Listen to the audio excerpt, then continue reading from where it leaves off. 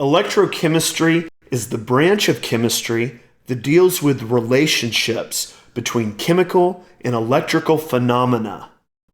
Specifically, it is the study of chemical processes that cause electrons to move. This movement of electrons is called electricity, which can be generated by movements of electrons from one element to another in a reaction known as an oxidation-reduction reaction.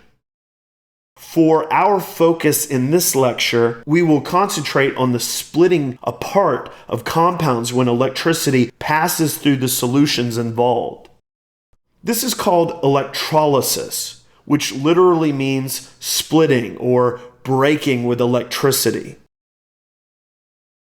The other area that we will focus on is galvanic cell action, which is what produces the flow of electrons.